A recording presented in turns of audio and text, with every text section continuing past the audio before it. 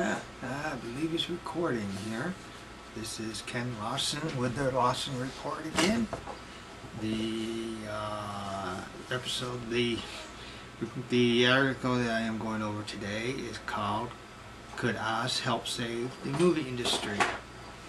And the long and the short of it, instead of trying to read the entire article, which is what I have done in the past, I would like to just offer offhand comments. The production of the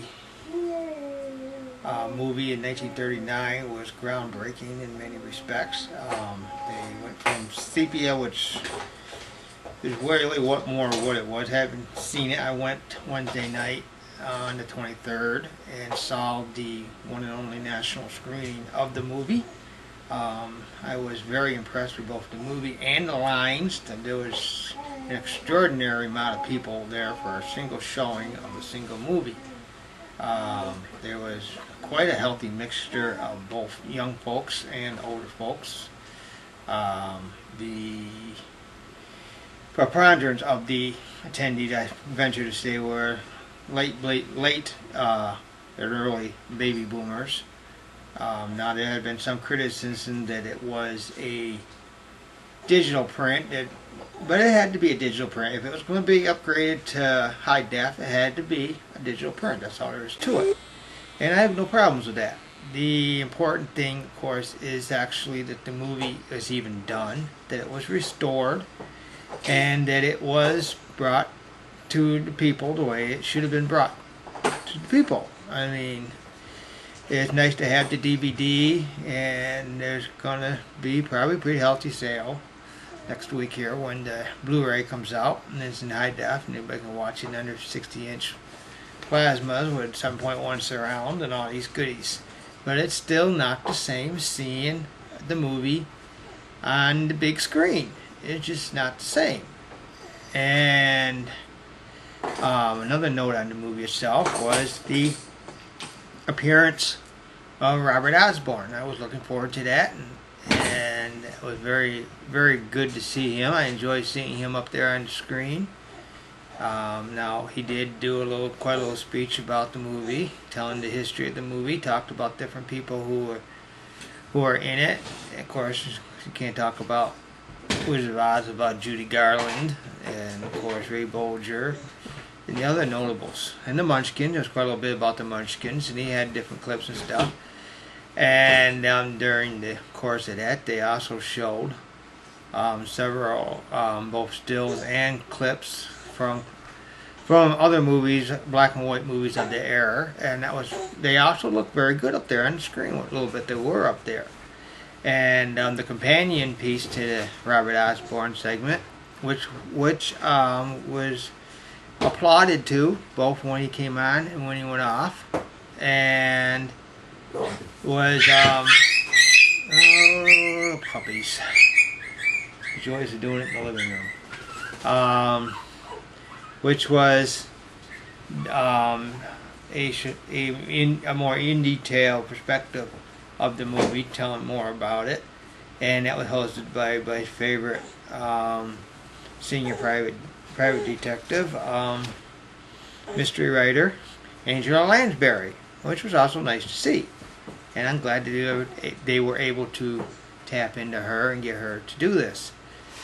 And the movie itself, of course, was very good. And but there's also a bigger issue here. The bigger issue being classic films. Many of these films are not shown. In fact, none of these films are ever shown in this format. You'll have to excuse me. I have to go.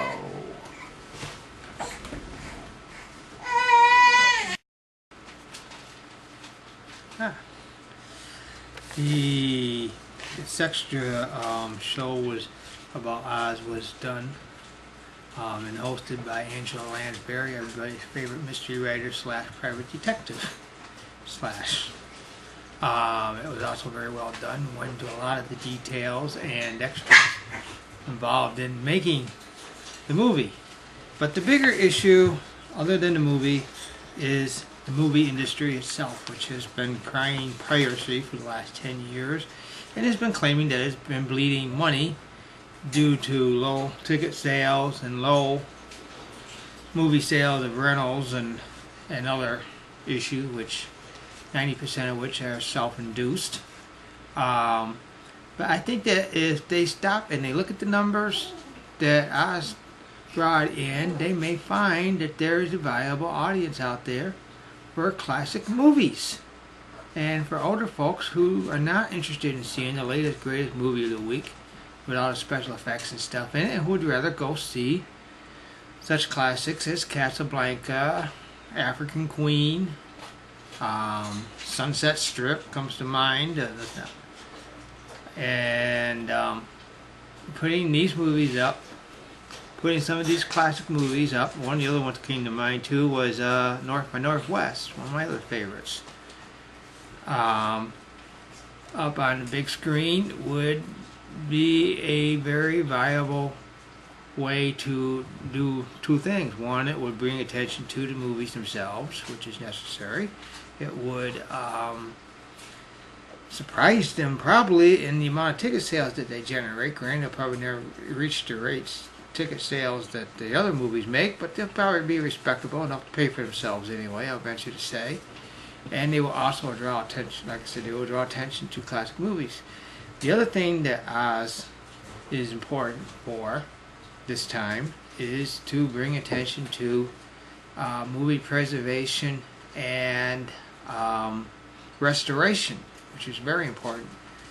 Until I saw a film on documentary channel, I believe it was, here earlier this year, called The Keeper of the Frame, and there are links to it on the blog, which tells about how quickly and easily film disintegrates, and given enough time in the wrong conditions, it will literally turn to dust. This is not a good thing, obviously, and some things have managed to be preserved and done well, and other things which weren't nearly as old, but they were kept in the wrong conditions, they are not doing so good. And going through and restoring these films and getting them watchable again is a challenge, to say the least. And anything that brings attention to this and okay. To sum it up, Oz is very important, obviously, to music, to movie history, and it could also be very important to the movie industry today in bringing new revenue to the music industry, which of course has been grinding for money for years. If it brings a resurgence and a bringing back of playing classic movies in the movie theaters on a sort of kind of maybe regular basis, that's good. And if it also brings back a interest and renewal and call for preservation and restoration of films in general, that is also very good. And as a side note, if this thing looks a little disjointed, which I'm afraid it will, it's because I had stopped and started about 3 different times to get it done, and I edited pieces together, and hopefully next time I'll be able to settle down and do this in a one shot and be done with it.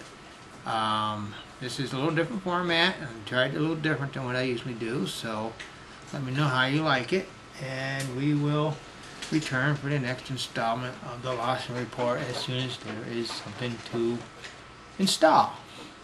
Thank you, and good night.